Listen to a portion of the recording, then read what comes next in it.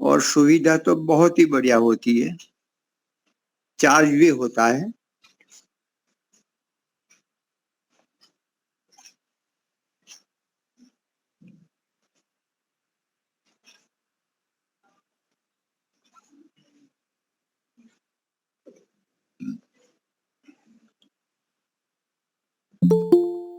हाँ हाँ, बहुत बढ़िया है। ये तो मैं एक पास सामने भी है बहुत सारी। ये मैं तीसरे मंजिले पे हूँ। बहुत बड़ा बिल्डिंग है। करोड़ों अबजों रुपये का, शायद करोड़ों रुपये का होगा।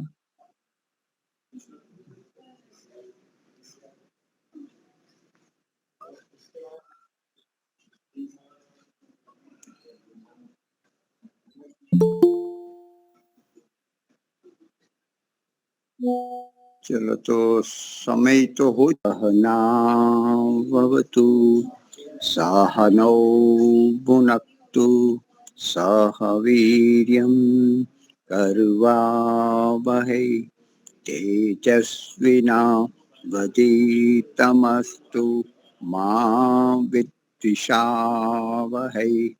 ओम शांति शांति शांति। सबको सादर नमस्ते जी। अभी भजन के लिए प्रथम लेंगे। भजन के लिए कोई तैयार हो?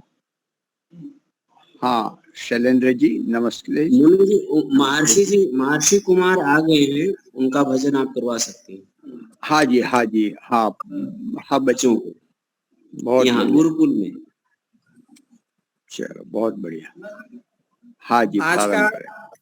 भजन बहुत ही प्यारा है और छोटा सा है, और इसमें शब्दों का चयन बहुत अच्छा है, और यह भजन सुनकर आप सभी को बहुत मन प्रसन्न भी होगा और मतलब बहुत अच्छा लगेगा सुनने में भी। इसमें ईश्वर जीव को संदेश दे रहा है कि हे जीव, आप समय गंवा रहे हैं, अपना समय को पहचाने और अपने लक्ष्य को पहचाने और समय का सार्थक करे और जीवन को सार्थक करे। संक्षिप्त में यही इसका सार तत्व है भजन का। तो मैं इस भजन को प्रस्तुत कर रहा हूँ और मैं सीख रहा हूँ। यह अवसर है आचार्य जी के द्वारा कि मुझे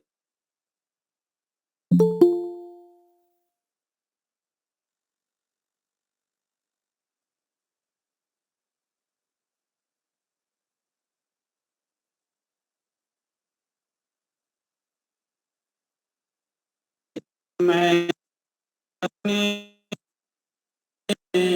को आप में करत समर्पण पाहे, रखे जहाँ तहाँ रहूं, करे करावे तार। रखे जहाँ तहाँ रहूं, करे करावे तार। मेरे गुरुवर रखे जहाँ तहाँ रहूं। जिया कब तक उलझेगा संसार विकल्पों में, जिया कब तक उलझेगा संसार विकल्पों में। कितने भव बीत चुके संकल्प विकल्पों में, कितने भव बीत चुके संकल्प विकल्पों में। जिया कब तक उलझेगा संसार विकल्पों में, जिया कब तक उलझेगा संसार विकल्पों में। उड़ उड़ कर यह चेतन गति गति में जाए, उड़ उड़ कर यह चेतन गति गति में जाता है, रागों में लिप्त सदा भव भव दुख पाता है, क्षण भर को भी न कभी, क्षण भर को भी न कभी निज आत्म ध्याता है, निज तो न सुहाता है पर ही मन भाता है। यह जीवन बीत रहा झूठे संकल्पों में, यह जीवन बीत रहा झूठे संकल्पों में। जिया कब तक उलझेगा संसार विकल्पों में, कितने भव बीत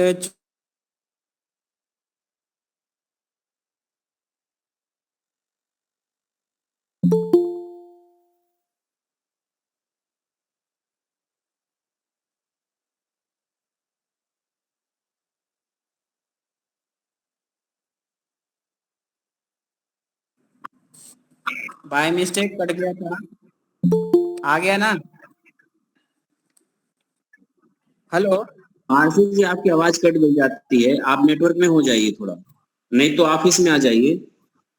हाँ अब आवाज पहुंच रही है? हाँ आ रही है जी। भजन बड़ा गहरा है, आप सुनाते रहिए। जिया कब तक उलझेगा संसार विकल्पों में, कितने भव बीत चुके संकल्प विकल्पों में, कितने भव बीत चुके संकल्प विकल्पों में, जिया कब तक उलझेगा संसार विकल्पों में। निज आत्म स्वरूप लखो तत्वों का कर निर्णय, निज आत्म स्वरूप लखो तत्वों का कर निर्णय, मिथ्यात्व छूटे जावे समकित प्रगटे सुख में, निज परिणित रमण करे, निज परिणित रमण करे, हो निश्चय रत्नमय, निर्वाण मिले निश्चय, छूटे भव दुखमय, सुख ज्ञान अनंत मिले चिन्मय की गल्पों में, सुख ज्ञान अनंत मिले चिन्मय की गल्पों में। जिया कब तक उलझेगा संसार विकल्पों में, कितने भव बीत चुके संकल्प विकल्पों में, उड़ उड़ कर यह चेतन गति गति में जाता है, जिया कब तक उलझेगा संसार विकल्पों में। शुभ अशुभ विभावत जो है हे अरे आश्रव, शुभ अशुभ विभावत जो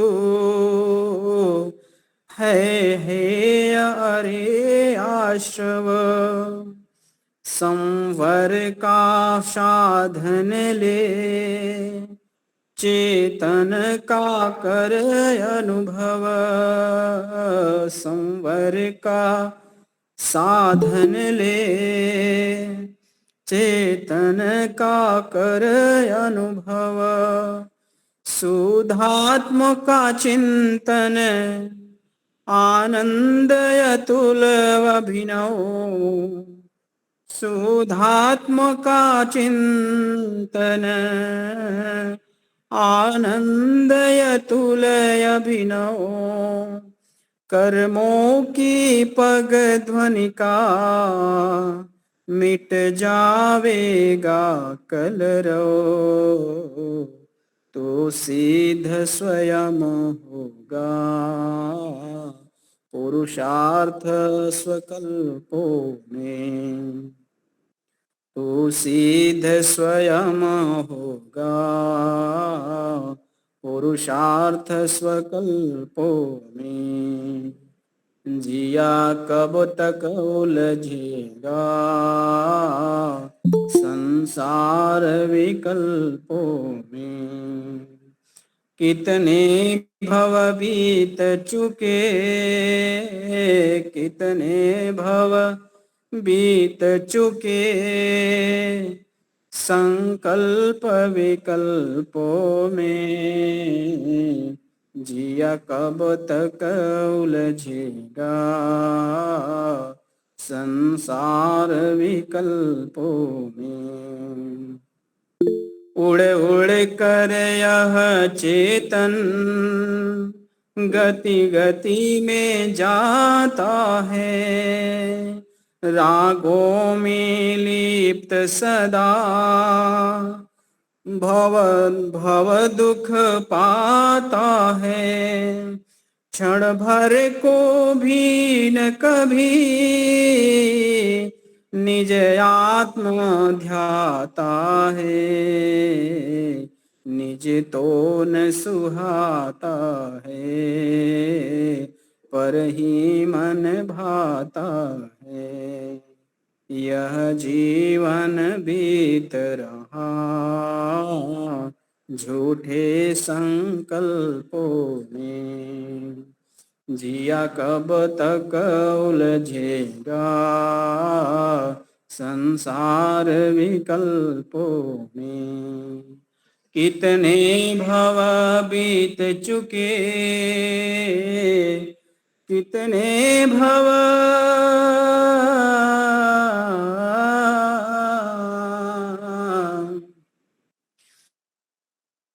कितने भव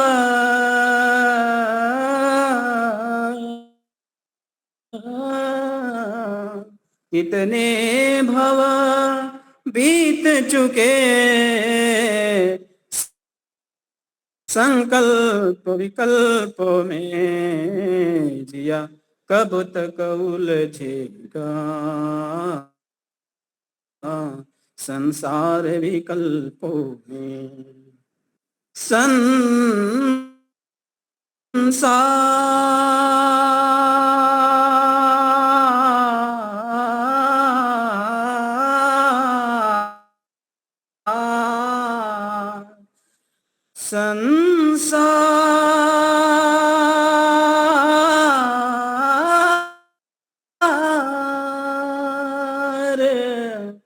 संसार विकल्प में, संसार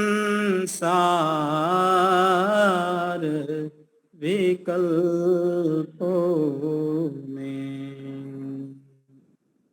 आप सभी को नमस्ते, प्रणाम।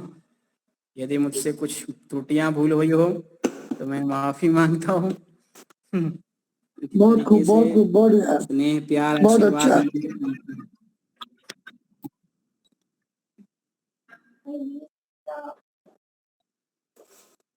अच्छा। बहुत बढ़िया, बहुत अच्छा। अच्छा स्वर, अच्छे शब्द और स्वर भी अच्छा था। ये भजन आचार्य जी दिए थे मुझे कि आप इसमें गाइए, तो इसकी तैयारी। सभी को नमस्ते।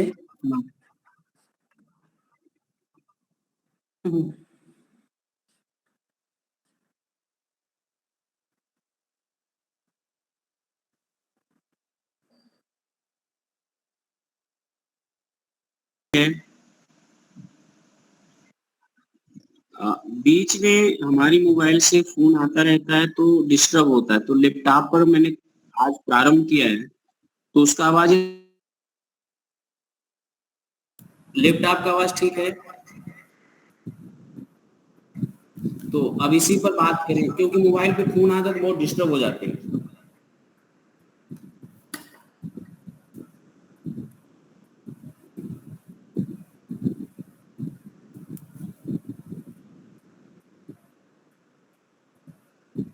जी, अब जरा आप बोलिए जरा एक बार।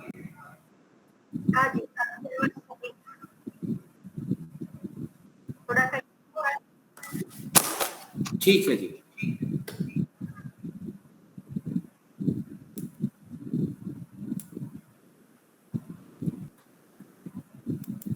हम लोग मंत्र पाठ एक बार ओम का उच्चारण करते हैं। ओम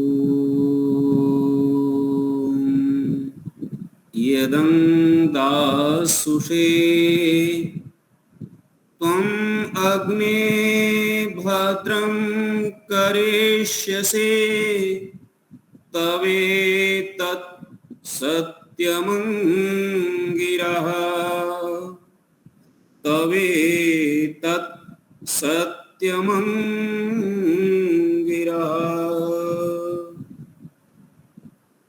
श्रद्धे मुनि महेंद्र जी, पूजनीय मातृशक्ति भद्र पुरुषों, हम सब लोग संस्कार के संदर्भ में कुछ चिंतन प्रस्तुत कर रहे हैं।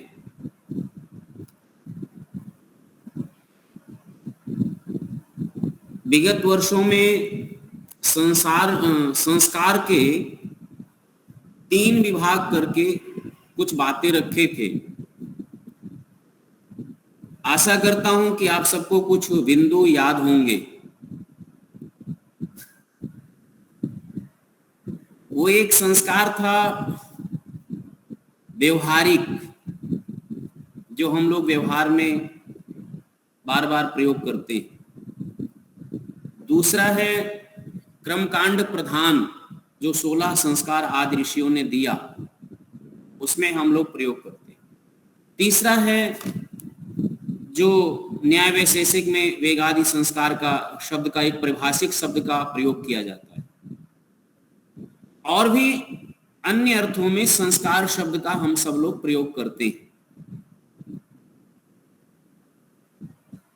तो संस्कार शब्द का जो शाब्दिक अर्थ है, किसी एक शब्दों में कोई अर्थ कहें तो उसको है शुद्ध करना, परमार्जित करना, व्यवस्थित करना, ठीक करना, सुशोभित करना, अलंकृत करना। ऐसे कई अर्थों में हम संस्कार शब्द को ग्रहण कर सकते हैं, देख सकते हैं। लेकिन एक संस्कार शब्द व्यापक है और संस्कार की अपेक्षा सर्वत्र है। संस्कार शब्द व्यापक है और इसकी अपेक्षा सर्वत्र रहती है। कोई ऐसा व्यवहार नहीं मिलेगा, कोई ऐसी क्रिया नहीं मिलेगी, कोई ऐसा वस्तु नहीं मिलेगा जिसमें आप संस्कार की अपेक्षा ना करें। हम सर्वत्र संस्कार युक्त वस्तुओं का उपयोग करना चाहते हैं, संस्कार युक्त व्यवहार का उपयोग करना चाहते हैं, संस्कार युक्त संबंधों को चाहते हैं। सर्वत्र आप ये देखेंगे कि संस्कार युक्त ही अपेक्षा होती है। एक छोटा उदाहरण इस बात की पुष्टि के लिए कि प्रत्येक व्यक्ति ये चाहता है कि मेरे साथ कोई जो व्यवहार करे वो सत्य का करे। मैं करूं ना करूं ये अलग बात है, लेकिन मेरे साथ कोई झूठ ना बोले, मेरे साथ कोई छल कपट ना करे, मेरे साथ कोई वस्तु दे मुझे, मैं क्रय विक्रय करता हूं, यदि मैं क्रय करता हूं तो ये शुद्ध वस्तु दे, इसमें कोई मिलावट ना हो। सुबह सुबह दूध वाले से दूध लीजिए, सबसे पहली अपेक्षा होती है भाई दूधिया, दूध वाला हमें जो दूध दे वो मिलावट वाला दूध ना दे, डुप्लीकेट ना दे। परंतु बाजार में सर्वत्र आप देखिए नकली उपलब्ध है। जो भी वस्तु नकली है, प्रतिकूल है, उसको संस्कारहीन कहेंगे। संबंधों में देखिए, यदि संबंध में संस्कार नहीं है व्यक्ति में तो संबंधों का सुख नहीं प्राप्त होगा। वस्तु में संस्कार नहीं है, संस्कारित नहीं किया गया है, उपयोगी नहीं बनाया गया है, तो किसी भी वस्तु का आप सुख प्राप्त नहीं कर सकते। शिक्षा है और शिक्षा में संस्कार नहीं है तो शिक्षा साक्षरता तक संबंध और सीमित रहेगा। उस शिक्षा से आप सुख नहीं उठा सकते, साक्षर हो जाएंगे। किसी एक दिशा में, किसी एक विषय में, किसी एक वस्तु में आप प्रवीण हो जाएंगे। जीविकोपार्जन के साधन आपको मिल जाएंगे, लेकिन उस शिक्षा के माध्यम से जो आपने जीविकोपार्जन किया है, जीविकोपार्जन के पीछे जो सुख और शांति है, जो संतुष्टि है, बिना संस्कार के आपको प्राप्त नहीं हो सकता है यदि उसमें मूल अवधारणा नहीं है, संस्कार नहीं है।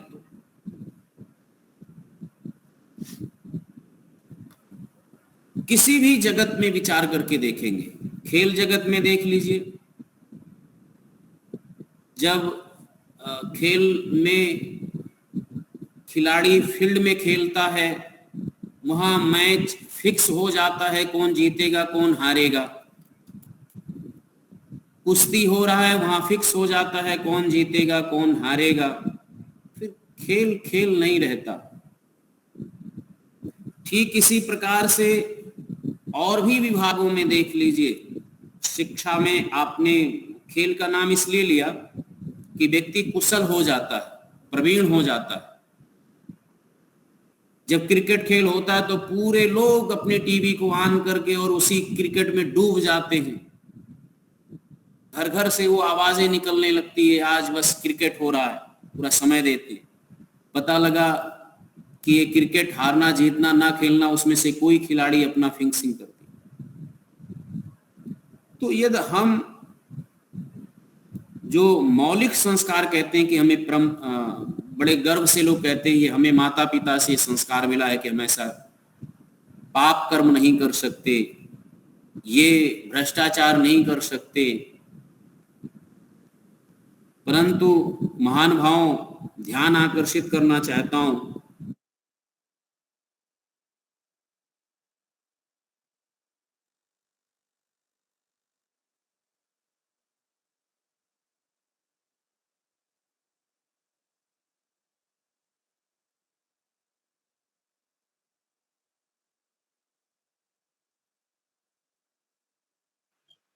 आवाज नहीं आ रही। पालन होगा व्यवहार का, इसकी हम कल्पना या कैसे करेंगे?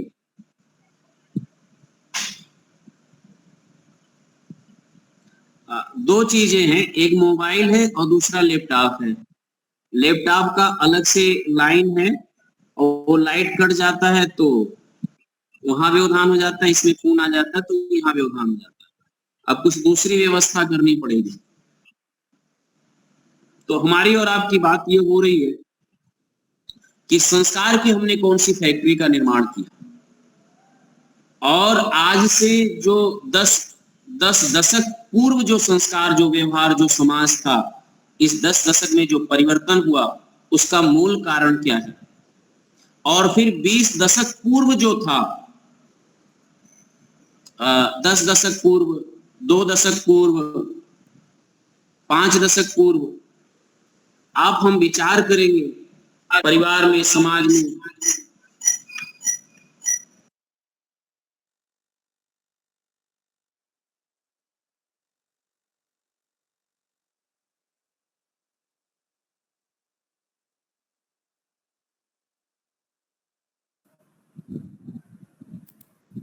जी हो गया।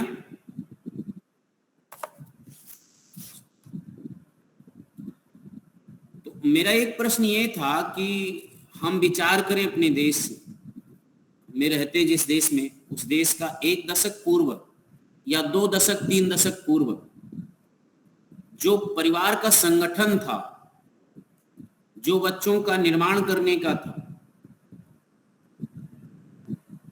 वो सबका सब अब दिखाई नहीं देता, यादों में है। जो पुराने लोग हैं उनको यादों में है। जो नई पीढ़ियां आ रही हैं, उन नई पीढ़ियों में इतना आमूल परिवर्तन कैसे है, उनके व्यवहारों में, उनके सोचने में, उनके समझने में और उनके भावनात्मक में। और जितने प्रतिशत में देखिए, अपराध पहले भी होते थे, अपराध अब भी हो रहे हैं, लेकिन पहले अपराध की स्थिति अथवा अपराध का प्रतिशत बहुत कम था। आज अपराध का बहुत ज्यादा हो गया, प्रतिशत बहुत ज्यादा हो गया है। और इस प्रकार के कि जिसके एक मानव कभी कल्पना नहीं कर सकता, समाज में ऐसे ऐसे अपराध हो रहे हैं। तो समाज का जिस प्रकार से जितना हम भौतिक उन्नति कर रहे हैं, भौतिक टेक्नोलॉजी में जितनी उन्नति कर रहे हैं, सुख सुविधाओं में जितनी उन्नति कर रहे हैं, खान पान के नए नए व्यंजन बनाने में जो हम आविष्कार कर रहे हैं घरों में अलग अलग, लेकिन उसके पीछे पीछे जो सुख है, जो सांसारिक सुख है तो वो क्षणिक, लेकिन वस्तुतः जो सांसारिक सुख, शांति, व्यवहार, धर्मपूर्वक व्यवहार, धर्मपूर्वक आचरण, सांसारिक धर्मपूर्वक आचरण, उसमें कहीं ना कहीं बहुत सारी न्यूनता है। जो परिवार रूपी हमारी संस्था है, परिवार रूपी जो हमारी एक संस्था है, जो परिवार है ना, एक संस्था है ये, इसको परिवार नहीं कहेंगे। और परिवार में जो पति पत्नी के बीच में जो संबंध है, वो एक अटूट संबंध जीवन पर्यंत होता है, और दोनों एक दूसरे के जीवन के पूरक हैं, सुख शांति के हैं। लेकिन आज परिवार रूपी संस्था, ये सबसे मधुर संबंध पति पत्नी का, ये सब तलाक के केस बहुत बढ़ रहे हैं। इसमें क्या न्यूनता है, कभी विचार करना चाहिए, क्या देने में कमी रह गया। और ये जितनी एजुकेशन, मतलब एजुकेटेड लोग हैं, बहुत शिक्षित लोग हैं, जितनी ऊंची शिक्षा में आप तलाक के नौबत आ रहे हैं, उतने कम शिक्षा, कम पढ़े लिखे लोगों में उतने प्रतिशत तलाक के नहीं है जितने ऊंचे पढ़े लिखे लोगों में तलाक की शिक्षा। और जो परिवार टूट रहा है, अपने परिवार को छोड़ रहे हैं, वो लोग भी बड़े शिक्षित लोग हैं, बड़े पढ़े लिखे लोग होते हैं। आप समझाने जाएंगे, उससे ज्यादा लेक्चर आपको मिल जाएंगे, आपको सबसे ज्यादा मिल जाएगा। क्या न्यूनता है, क्या देने में कमी रह रहा है समाज में, कभी हमें विचार करना चाहिए। तो उसके पीछे ये कि एक ही है, आप ऋषियों की दृष्टि से देखें तो एक ही दृष्टि है कि हमने उनको कभी भी अपनी वैदिक शिक्षा, वैदिक संस्कार, वैदिक संस्कृति, वैदिक सभ्यता के विषय में उनको कभी बताया नहीं। पहले की माँ, एक उदाहरण दे देते हैं मैं आपको। पहले की माँ जब बेटी की विदाई करती थी तो एक शिक्षा देती थी, लौकिक शिक्षा है कि बेटी यहां से आप जा तो रही हैं, लेकिन बेटी की डोली और अर्थी दोनों इस जो निकलती है वो वापस नहीं आती। जिस ससुराल में जा रही हैं आप, वही ससुराल आपका है, वही माता पिता आपके हैं, वही परिवार आपका है, और आप अपने धर्म का पालन करना। और कभी जब वापस आना हमारे यहाँ तो प्रसन्नता की स्थिति में आना, हम चेहरा खुश देखना चाहेंगे आपका। ये शिक्षा दे करके माताएं मतलब अबोध हैं, नहीं पढ़ी लिखी हैं, फिर भी इस प्रकार की शिक्षा दे करके वहां भेजती थी ससुराल की स्थिति। अब आप कहेंगे ये पुरानी सोच है, पुरानी तकियानुशी है, लेकिन इसमें एक सुखद यात्रा है, आप समझने की कोशिश करिएगा। परिवार का जो सामंजस्य बीच में और वो संस्कार माता पिता के द्वारा दिया गया किस प्रकार से बेटी का काम आता है। आज माँ आज भेजती है प्रायः लोगों में कि बेटा कुछ भी दुख होता है तो याद करना, हम लोग तो आपके साथ ही हैं, और बातचीत करते रहना। और तलाक के बहुत सारे केस में आज ससुराल वालों का उतना योगदान नहीं है जितना मायके वालों का योगदान होता है। ये एक कड़वा सच है, समाज का एक कड़वा सच है। और उधर तो व्यवहारिकता ज्यादा है मध्य भारत में, वहां धर्म का पालन ज्यादा है मध्य भारत में, सौराष्ट्र में, गुजरात में, लेकिन अन्य जगहों पर ज्यादा इसके, जैसे दिल्ली, लखनऊ, ये जो हमारे लोगों के एरिया के क्षेत्रों में है, अब ये प्रतिशत ज्यादा बढ़ता जा रहा है शिक्षा में। दूसरा, ये जो साधन है बातचीत करने का, वो अपने ससुराल में एडजस्टमेंट नहीं हो पाती, व्यवस्थित नहीं हो पाती। उस ससुराल वाले परिवार को संतान उत्पत्ति हो जाने के बाद भी अपना नहीं मान पाती, अपना स्वीकार नहीं कर पाती। और यद्यप उस घर में वृद्ध हैं तो उसी दिन से युद्ध शुरू हो जाता है कि इनको कैसे वृद्धाश्रम डाला जाए। जरा विचार करिए। अब समाज का जो वृद्धाश्रम है, ये तो हमारे यहाँ की कोई कल्पना नहीं है, वानप्रस्थ की कल्पना है। और वानप्रस्थ स्वेच्छा से है, तपस्या के भाव से है, समाज के निर्माण से, समाज में योगदान देने के निर्माण से वानप्रस्थ है। लेकिन वृद्धाश्रम में कुंठा, अवसाद, तनाव ग्रसित होकर के वृद्धाश्रम में जितने वृद्ध बैठे, उनके दारुण दुख को दुख समझने वाला, उनसे बातचीत करने वाला, उनसे सुनने वाला कोई नहीं होता। और वहां जो परिवार का प्यार चाहिए उन वृद्धों को नहीं मिलता, और वृद्धे वो कुंठा, ग्रसित, अवसाद ग्रस्त होकर के वहां रहते हैं, तनाव में रहते हैं। बेड है, बिस्तर है, भोजन है, पानी है, नौकर और चाकर है, सब व्यवस्था लगा है, लेकिन फिर भी किस भाव में जीते हैं वो भाव पता करिए। वो इस भाव में जीते हैं कि जिस परिवार के लिए, जिस बच्चे के लिए, जिसके लिए जितना हमने किया, उसका परिणाम स्वरूप आज मुझे उसी परिवार से अलग होना पड़ा जिसको कलेजे का टुकड़ा मान करके हम पालन पोषण कर रहे थे, पूरी जिंदगी जिस पर न्यौछावर किया। ये भावनात्मक संबंध होता। लेकिन यदि उसको संस्कार पता होता कि देखिए वानप्रस्थ की भी व्यवस्था है, देखिए ये निर्माण था, गृहस्थ कर्तव्य का था, धर्म अर्थ काम और मोक्ष की सिद्धि के लिए, पुरुषार्थ के लिए ये शरीर रूपी चोला प्राप्त हुआ है, ये वैदिक संस्कार से प्राप्त होता है।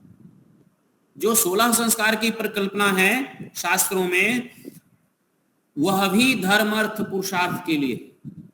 संध्या में हम सब लोग एक, आप सबको परिचित हैं, आप सब करते होंगे, याद होगा, हे ईश्वर दयानिधे।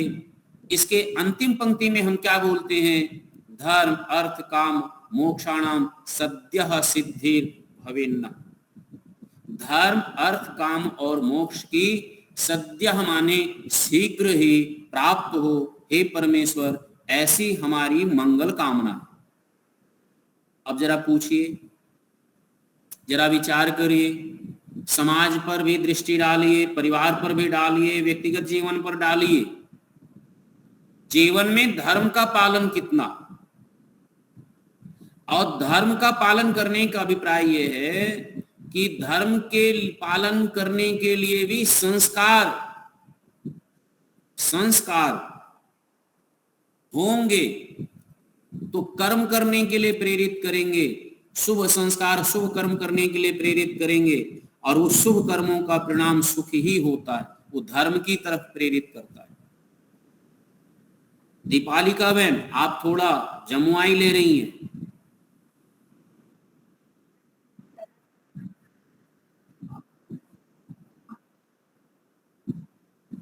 ठीक है, एक तो वीडियो खोल करके रखना चाहिए ताकि वक्त आपसे जुड़े। आप लोग बंद करके रखते हैं और बस ऑन कर लेते हैं, ये ठीक नहीं है। इससे वक्ता का और श्रोता का दोनों का जुड़ाव नहीं हो पाता, और बगल में दूसरा तीसरा काम भी होता रहता है। स्वामी जी वीडियो ऑन कर दिया। एक तो मुख की मुद्रा जो है वो बताता है कि आप कितने ध्यान पूर्वक सुन रहे हैं और वक्ता को क्या देना चाहिए, नहीं तो वक्ता बस रटी रटाई बात बोल करके निकल जाता है। तो हमारी बात कहां तक पहुंची है, पुनः हम वापस आते हैं अपने विषय पर। जी दीपालिका बहन जी। धर्म अर्थ काम और मोक्ष कमला बहन जी, धर्म का आधार संस्कार है। कमला बहन जी, सद्य सिद्धि भवेन्ना। धन्यवाद आपका। लेकिन कुछ बहन जी लोगों से पूछ रहा था तो हम लोग जो संध्या में पाठ करते हैं उसका है, और उसमें ये प्रार्थना करते हैं कि धर्म और धर्म की बात अंतिम पंक्ति ये बोले थे कि देखिए जो सुख की मात्रा है ना, वो धर्म के लक्षणों का जितना हम पालन करते हैं उसी से सुख होता है। धर्म के लक्षण का जितना हम पालन करते हैं या धर्म का लक्षण जितना जीवन में होता है उससे सुख होता है। चाहे वो गृहस्थ में हो और गृहस्थ में रहते हुए संबंधों का पालन कर रहे हैं, अथवा समाज में है या सामाजिक नियमों का पालन कर रहे हैं, जहां जहां भी कर रहे हैं कर्तव्य का पालन करते हैं, वहां से उतने रूप में वो व्यवस्था बनी हुई है, सुख बना हुआ है, वहां से प्राप्त होता है। धर्म की एक बहुत बड़ी मतलब वो भी एक बहुत स्वतः, जैसे संस्कार शब्द है वैसे धर्म शब्द है, लेकिन मूलतः धर्म का पालन वो संस्कार से होता है। जिस प्रकार का आपका संस्कार होगा उसी प्रकार के कर्म होते हैं, और जिस प्रकार के कर्म होंगे उसी प्रकार के पाप और पुण्य निर्मित होते हैं। पुनः पाप निर्मित होने से पुनः आप जैसा मतलब प्रेरित होते हैं कर्म करते, व्यक्ति के जीवन में वही योगदान होता है। सुख का फल पाप का फल दुख है और पुण्य का फल सुख है, वो सांसारिक सुख है जो भी है। अब इसके पीछे जो सुख और दुख है कहीं ना कहीं मतलब टाइमिंग कुछ भी हो सकता है, आगे पीछे साल 2 साल 4 साल के द्वारा किया हुआ। कोई अपराध व्यक्ति किया है, दंड उसको 10 साल बाद मिलता है, अपराध तो 10 साल पहले किया था, और वो 10 साल अपराध जो किया था वो किस संस्कार से प्रेरित होकर के किया था, फल तो मिलता है उसको, आवश्यक रूप से मिलता है, आवश्यक रूप से मिलता है। तो जीवन के जितने चक्र हैं उसके पीछे मूलभूत आप हम और विचार करेंगे तो मिलेगा ये कि ये संस्कार बहुत बनता है। और इसीलिए एक शब्द पिछली बार बोला था कि हम लोग जो जानबूझ करके करते हैं, जानबूझ करके करते हैं, इसके संस्कार बड़े दृढ़ होते हैं, और जो अनजाने में करते हैं इसके संस्कार बहुत कमजोर होते हैं। तो अनजाने में कोई काम कार्य हो जाता है, आपसे कोई हो रहा है, तो वो चैतन्यता की अवस्था में नहीं होता, माइंड हमारा अचैतन्य होता है, सावधान नहीं रहता और कोई हो जा रहा है, तो वो संस्कार उतना दृढ़ नहीं बनता। लेकिन जो चैतन्यता जानबूझ करके कोई हम कार्य करते हैं तो संस्कार, यदि आप जानबूझ करके शुभ कर्म करेंगे तो शुभ संस्कार सुदृढ़ बनेंगे। जितना ध्यान एकाग्र होकर के करते उतना बनता है। जीवन को संस्कार बनाने के लिए और उसमें एक योगदान है, वो है अनुशासन। और ये वो अनुशासन है जो ऋषियों ने मार्ग बताया है, उस मार्ग में प्रीति होना, उस मार्ग में प्रीति होना। जब स्वामी जी को विवाह संस्कार लिखना पड़ा है तो विवाह संस्कार में एक संस्कार लिखा है गृह आश्रम संस्कार, अलग से नहीं लिखा। 16 संस्कार में गृह आश्रम संस्कार उसी विवाह संस्कार के अंतर्गत निहित कर दिया। 5 बजे आओ, तो कितने बजे निहित किया? उसी विवाह संस्कार में। और गृह संस्कार में आप देखिएगा जिन जिन का उपदेश दिया है, धर्म अर्थ कर्तव्य अकर्तव्य, पिता पुत्र के साथ कैसा वर्ते, पति पत्नी के साथ कैसा वर्ते, एक दूसरे के साथ कैसा रहे, आप देखिएगा कि जो गृहस्थ है, गृहस्थ के पूरे निर्माणशाला का जो सूत्र है वो गृह आश्रम में दिया स्वामी। हम लोग आगे इस पर एक एक करके पढ़ेंगे, मतलब आगे जा करके एक एक विषय को, एक एक संस्कार को उठा करके सूक्ष्मता से समझेंगे। अभी तो रुचि पैदा हो जाए हम लोगों को संस्कार पढ़ने में, संस्कार करने कराने में, समझने में। इसलिए हम बोलते हैं कि संस्कार हमारे जीवन में कितना महत्व रखता है, कितना महत्व रखता है, इसको हम लोग जानते ही नहीं है। ऋषि मुनियों ने आज तो बड़ा जो षड्यंत्र चल रहा है वो हम कहना चाहते हैं। परिवार रूपी संस्था को नष्ट करने के लिए षड्यंत्र देखिए। हमारे घरों में जो सीरियल चलता है, उस सीरियल में जो सास होती है उसको विलेन बना दिया गया है। नंद जो होती है उसको बिल्कुल शत्रु के रूप में परोस दिया गया है। ऐसा जैसे मतलब नंद कोई डायन है और बहू आएगी तो खा जाएगी, इस प्रकार से सीरियल में प्रस्तुत किया गया। और बड़े मजे की बात यह है कि संस्कार की व्यवस्था देखिएगा, थोड़ा अच्छा लगे ना लगे पता नहीं, और लेकिन बोलना मैं समझता हूं कि बोल ही देना चाहिए। और वो सीरियल तब चलता है जब भोजन किया जाता है,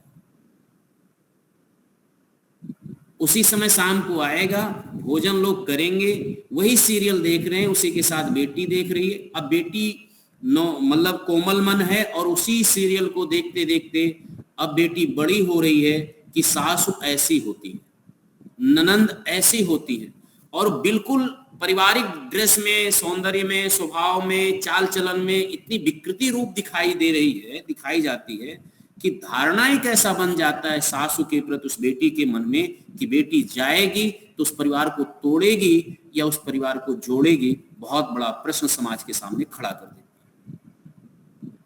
वो संस्कार हमने पूछा ना कि जो संस्कार पहले के थे, जो अब के थे, वो संस्कार कहां से तोड़े जा रहे, कौन कौन सी संस्थाएं काम कर रही, ये जरा विचार करने की आवश्यकता है। और वो हमारे घरों में बड़े धड़ल्ले से, आप महाराज क्या है, पुरुष उस टीवी को बंद कर दे तो पुरुष का क्या हालत होगा वो तो पुरुष जाने। उस सीरियल को बंद करने की हिम्मत नहीं है और वहां से संस्कार पनपता है। वहां बेटी संस्कार ले रही है और बेटी भी धीरे धीरे धीरे धीरे इसी प्रकार से।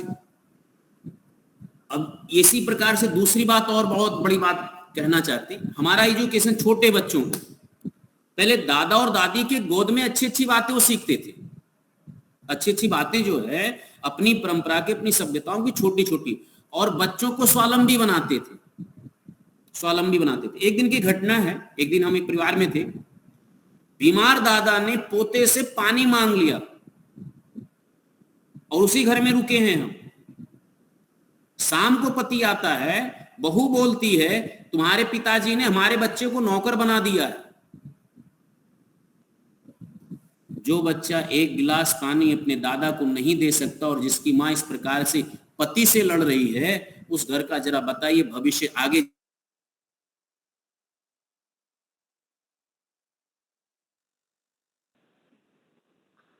तो अब ये विचार करके देखिए कि एक गिलास जहां दादा और दादी के गोद में बैठ करके बच्चे स्वावलंबी शिक्षा लेते थे, अपने काम को स्वयं कर लो।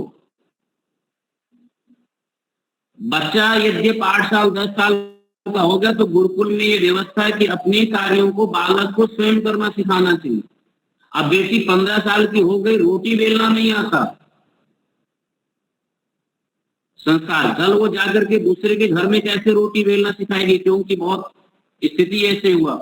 और अब तो एक कल्चर चल पड़ा है कि सब जगह मतलब हम खाना बनाने वाला, खाना लेने वाला, तो भोजन के समय एक संस्कार होता है, ज्यादा नहीं है, लेकिन एक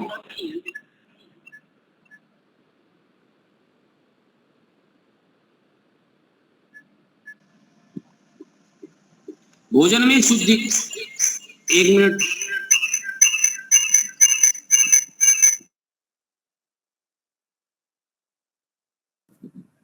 जी आवाज आ रही है? एक बात चलती है भोजन की शुद्धि के। भोजन की शुद्धि में भाव की शुद्धि बहुत अच्छी होनी चाहिए, बनाने वाले का, परोसने वाले का, खिलाने वाले का, सब ठीक है। लेकिन माँ जब अपने बेटे के लिए बनाती है, पत्नी जब पत्नी अपने पति के लिए बनाती है, दोनों में कोई एक दूसरे के लिए बनाता है, तो उसमें भाव व्यापार का नहीं होता। और इसमें भाव ये है कि हमारी मालकिन या हमारे मालिक हमें इतने महीने देते हैं, इसमें हमारा गुजारा नहीं हो पाता। अब जो भाव मन में रख करके वो बनाएगी, जरा बताइए, रोटी बेलते हुए वो क्या बनाएगी और उस भाव में क्या रहेगा उसके अन्न में? परोसी ठीक है, आपके पास भोजन अलग अलग प्रकार के, बहुत प्रकार के है, लेकिन वो भाव की शुद्धि नहीं है। इसलिए हम ये कहते हैं कि ठीक है सब कुछ करने के लिए रखिए, लेकिन भाव की शुद्धि बहुत अच्छी होनी चाहिए, प्रेम पूर्वक होना चाहिए। माता जब भी बनाती थी तो अपने बच्चे के इसलिए भावना रख करके इस भोजन को हम खिलाएंगे तो बच्चे का बल बढ़ेगा, आयुष बढ़ेगा, मस्तिष्क स्वस्थ। और इस प्रकार का है कि माँ बनाते हुए बहुत सारा, बच्चे का तेल मालिश करती है तो बहुत सारा संस्कार ऐसे, मालिश करते हुए वो अपने बच्चे को भीम जैसा बल देखना चाहती है, राम जैसा मर्यादा देखना चाहती है और भाव रखती है। इसलिए दादा दादी के गोद में बच्चे इस प्रकार से पलते थे। तो इससे महत्वपूर्ण बात जो कहना चाहते हैं और जो आप सबके तक पहुंचाना चाहते हैं, वो ये पहुंचाना चाहते हैं कि आज एजुकेशन जो प्राथमिक बच्चा 2.5 साल का हुआ नहीं, उससे पहले हम प्ले ग्रुप में डाल देते। अब प्ले ग्रुप में जाकर के वहां दाई होती है, आया होते हैं, बाया होते हैं, जिनको भी पालन पोषण करते हैं, वो इसलिए कि वहां जाकर के अक्षर सीखेगा। अरे भले मैं तो ये कहता हूं कि अक्षर सिखाना है तो अपने घर में ही सिखा सकते हैं, दादा दादी सिखा सकते हैं। जो परिवार से जुड़ेगा, परिवार का मतलब जो बचपन में कोमल मन पे जो संस्कार परिवार के प्रति पड़ता है, वो बड़े हो जाने पर तो नहीं पड़ता। और दुर्भाग्य से ज्यादा और मैं बता दूं आपको कि जिन घरों में दोनों लोग, पति भी और पत्नी भी दोनों सर्विस में जाते हैं और बच्चे को एक आया के साथ छोड़ करके जाते, छोटे से बच्चे को, और वो खिलाती रहती है, वो पालती रहती है। अब बच्चा कंफ्यूज हो जाता है कि माँ मेरी कौन है बड़ा हो जाने के बाद, क्योंकि प्रेम तो जो खिलाया है, पालन पोषण किया है, जो अटैचमेंट है, तो भावनात्मक संबंध तो उसके साथ है। बाद में पता लगा ये तो खिलाती थी, पिलाती थी, जो हमारे साथ थी, ये तो पैसा लेती थी इसके बदले। अब मेरे माँ बाप टाइम नहीं मेरे लिए। कल एक स्टेटमेंट पढ़ रहा था, उस स्टेटमेंट में एक बहुत बड़ी बात पढ़ा है। वो ये था कि एक बेटे ने अपने उस पिता से बोला कि पापा आप कितना कमाते हैं? पिता ने डांट दिया, कहा एक दिन में कितना कमाते हैं? तो बेटे ने तो बोल दिया, बाप ने डांट दिया। बाद में बाप को एहसास हुआ कि हमने गलत डांटा, बेटे ने पूछा तो हमें पूछना चाहिए जाकर के, क्यों पूछा ऐसा? तो जाकर के बेटा हमने आपको ऐसी डांट दिया, गलती की, आप बताइए आप पूछ क्यों रहे थे? पापा कोई बात नहीं, हम तो ऐसे ही पूछ रहे थे। और ये 8-9 साल का बच्चा पूछ रहा अपने बाप से। बाप ने कहा बेटा बस ऐसे ही एक दिन का मैं 1100-1200 कमा लेता हूँ, 1 घंटे का मेरा लगभग 100-200। तो वो 8 साल का बच्चा गया और गया अपना गोलक जिसमें पैसा जमा करता, वो लेकर के आया और कहा पापा मैं ये चाहता हूं कि आप इतना रुपया रख लीजिए, लेकिन 1 घंटा मेरे साथ आप टाइम दीजिए, 1 घंटा मेरे साथ दीजिए। मेरी इच्छा है कि मेरे पिता मुझे खिलाएं जैसे सबके माता पिता खिलाते हैं अपने बच्चे को। जरा इस साइकोलॉजी देखिए, जिस प्रकार के आज मन और मस्तिष्क का निर्माण हो रहा है, साइकोलॉजी का निर्माण हो रहा है, वो जरा विचार करने योग्य। तो मैं जो प्राथमिक शिक्षा प्ले ग्रुप में डालते हैं, उस प्ले ग्रुप का मैं विरोध नहीं कर रहा हूं, लेकिन प्ले ग्रुप के साथ साथ आप भी जाइए उस बच्चे के साथ, आधे घंटे घंटे रखिए। गुरुकुल की व्यवस्था जो है वो मातृकुल है, स्वामी जी ने लिखा मातृकुल समझते हैं, जैसे गुरुकुल है, पितृकुल है, वैसे मातृकुल। मातृकुल का टाइमिंग 6 वर्ष है, 5 से 6 वर्ष है। कम से कम 5 से 6 वर्ष बच्चे को संस्कार देना है तो माता अपने पास रखे बच्चे को, और अपने पास में उसके शारीरिक, मानसिक, बौद्धिक, संस्कारित और शैक्षणिक सब प्रकार की उन्नति कराए। स्वामी दयानंद जी लिखते हैं कि जब बच्चे को अक्षर ज्ञान हो जाए, अक्षर ज्ञान माने, अक्षर ज्ञान का मतलब यह है कि आज के समय में मैं बोलूं तो वो यूकेजी, एलकेजी सब कुछ हो जाए। यानी हमें वर्तमान समय में हमारा बच्चा 6-7 साल का होता है तो हम उसे फर्स्ट में डालते हैं, 2 साल प्ले ग्रुप में डालते हैं, 2 साल उसको हम यूकेजी, एलकेजी में डालते हैं, 4 साल, और 2.5 साल का बच्चा कम से कम जाता है तो 4 2 6 6.5 साल। ये तो 6.5 साल का जो आयु है, शास्त्रों में मातृकुल में रहने का है, दादा दादी के गोद में और माता पिता के गोद में पले, माता के गोद में पड़े, और पिता तो उस घर को संचालन करने के लिए व्यवस्था करते हैं। ये वैदिक संस्कार की व्यवस्था थी। आज इसको हम छोड़ करके पता नहीं किस पश्चिमी सभ्यता को अपनाए, और जिस पश्चिमी सभ्यता पर अपना रहे हैं, जिस पर हम लोग जिस पद चिन्हों पर चल रहे हैं, ये समाज के लिए बहुत बड़ा दुर्भाग्य है। और एक दिन परिवार रूपी संस्था टूटता हुआ नजर आएगा। अभी तो लोग कह रहे हैं सिंगल फैमिली, आगे जाकर के कहेंगे हम दो हमारे कोई नहीं, हम दो हमारे कोई नहीं। क्यों? ऐसी परिस्थिति हो जाएगी कि बच्चे को पैदा करने का क्या मतलब, जब बच्चा हमारे लिए दुख का ही विषय बनेगा आगे चल करके, लोग पैदा ही नहीं करेंगे। पहले बालक संतान इसलिए लोग पैदा करते थे, वंश की वृद्धि इसलिए करते थे कि उस वंश से हमारा साधन बनता है, या सुख उत्पन्न होता है, या धर्मानुकूल जीवन जिएगा तो हमारा भी सहारा होगा। मूलभूत बात तो ये है। जब आगे पता ही चल जाएगा कि 20 साल होने के बाद ही हमारा शत्रु होगा, जो हमारी कमाई हुई धन संपत्ति है ये भी छीन लेगा और मुझे वृद्धाश्रम ढकेल देगा, एक तन्हा जीवन जीने के लिए विवश होना पड़ेगा, तो आगे यही परिस्थिति हो जाएगी कि बच्चे लोग कहेंगे ठीक है हम 2 लोग रह सकते हैं। और आज ये कल्चर प्रारंभ हो गया है, इसका विकास होने में ज्यादा देर नहीं होगा, और परिवार रूपी जो भारतवर्ष में जो संस्था थी, वो संस्था परिवार रूपी नष्ट हो जाएगी संस्कार के विहीन होने पर। यह दुर्भाग्य होगा यदि आज से चेतना नहीं आई, सावधान नहीं हुए, तो ये स्थिति का सामना समाज को करना पड़ेगा। विदेश के लोग अब भारत के संस्कृति के प्रति बड़ा रुचि रख रहे हैं, बड़ी प्रशंसा कर रहे हैं, क्योंकि उस जीवन में वो जी लिए। तो शिक्षा के प्रति जो षड्यंत्र हुआ वो आजाद देश में से प्रारंभ होकर के अभी तक हुआ। हमने गुरुकुल की शिक्षा छोड़ी है और लॉर्ड मैकाले अर्थात ईसा मसीह की शिक्षाओं को प्रारंभ किया, और आज ईसाई मिशनरियां प्राथमिक शिक्षा में ज्यादा काम करती हैं।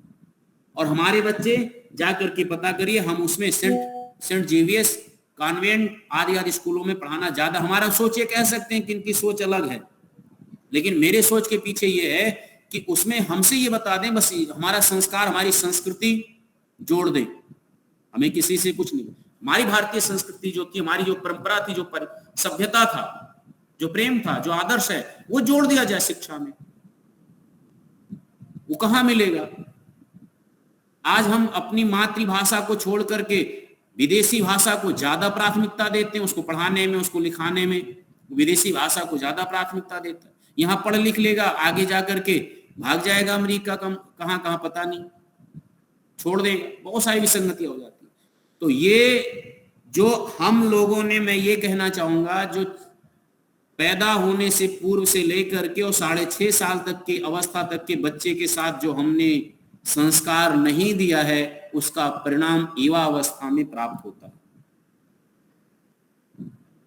युवावस्था में प्राप्त वस्तुतः अभी भी समस्त समाज के प्रबुद्ध जीवों को 6.5 साल जो परिवरिश है बच्चे का, उसमें सावधानी बरतना परम आवश्यक है।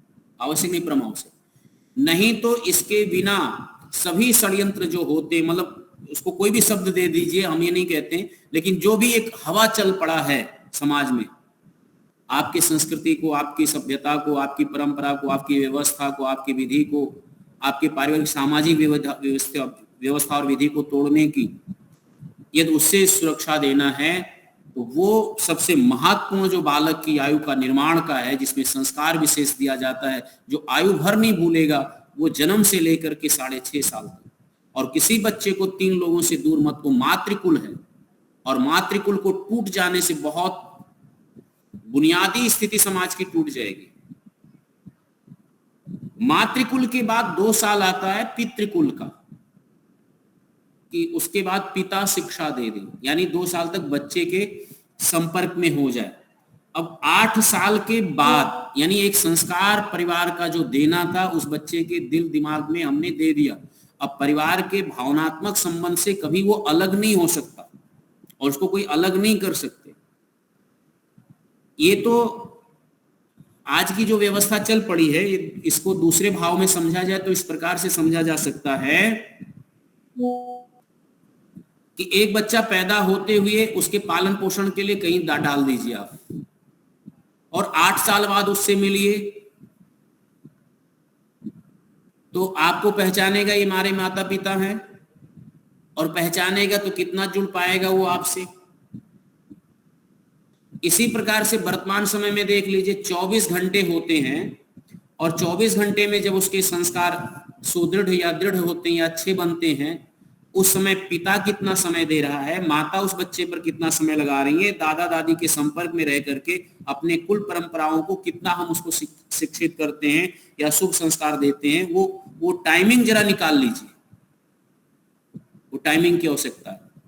तो आधा शयन काल में तो आप क्या संस्कार देंगे, सो रहा तो सो गया, जगने अवस्था में तो ट्यूशन में लगा हुआ है, कोचिंग मतलब हर जगह पढ़ने में लगा हुआ, यहाँ वहां लगा है। तो टाइमिंग हमने कब दिया उसको, समय कब दिया, कब उसको अपने आचार्यों के पास, अपने गुरुओं के पास, या गुरुओं का ऐसा निर्माण किया आपने, किसके पास बैठे थोड़ा थोड़ा धार्मिक शिक्षा, थोड़ा थोड़ा अपने कुल परंपराओं की शिक्षा दिया, ऐसा कब हुआ?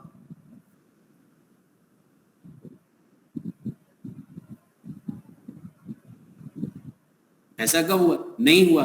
तो संस्कार की जो व्यवहारिक बुनियादी तौर पर जो प्रारंभ होता है वो यहां से प्रारंभ होता है, और वो मातृकुल को ठीक करने से बहुत चीज ठीक होता है। और आज जितने प्रतिशत में बचा है उतने ही प्रतिशत में हमारा समाज बचा हुआ है, ये भी समझ लीजिए। और जितने प्रतिशत हमने अपनी मातृकुल से अपने बच्चों को दूर किया है, समाज में उतनी विकृति आना प्रारंभ हो गया है। समय हो गया है, तो बात तो बहुत सारा हो जाता है, लेकिन यहीं पर विराम दूंगा। लेकिन जो मुख्य बातें कहनी थी बहुत सारा, आज इस परिस्थिति में था कि मन में बहुत शोक है। हमारे गुरुकुल का एक ब्रह्मचारी है, वो दिवंगत हो गया और आज सुबह ही हुआ था। तो उस परिस्थिति में भी ये कक्षा मुझे लेनी पड़ी, स्थितियों में समय के अनुकूल निकालते हुए। और ठीक है, आप सब लोग भी उस दिवंगत आत्मा के लिए प्रार्थना करिए, पुष्पांजलि हम लोग भी कर मन में है शुक्र। आप सब लोगों ने सुना ध्यान पूर्वक, सबको इति ओम।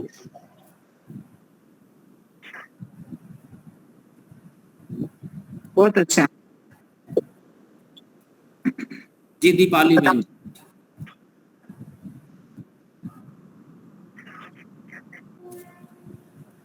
ओम द्योः शान्त्यन्तरिक्षं शान्तिः, पृथिवी शान्ति आपः शान्तिरोषधयः शान्तिः, वनस्पतयः शान्तिर्विश्वे देवाः शान्तिर्ब्रह्म शान्तिः शान्तिर्शामा शान्तिः, रेधि ओम शान्तिः शान्तिः शान्तिः।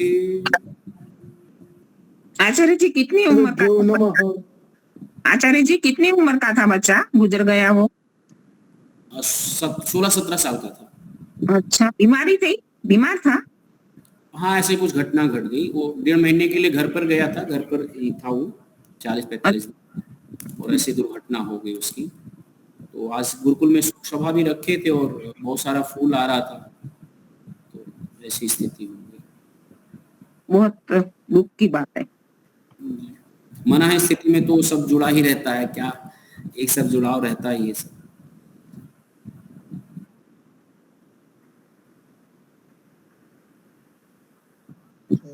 नहीं कोई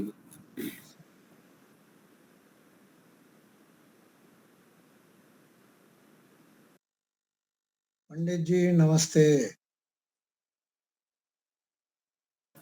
केसरी भाई नमस्ते, बहुत दिन बाद आप दिख रहे हैं जी। नमस्ते आचार्य जी, नमस्ते दीपालिका जी, नमस्ते सभी बंधुओं बहनों को सादर नमस्ते आचार्य नमस्ते। जी, जी, नमस्ते। सभी को नमस्ते जी।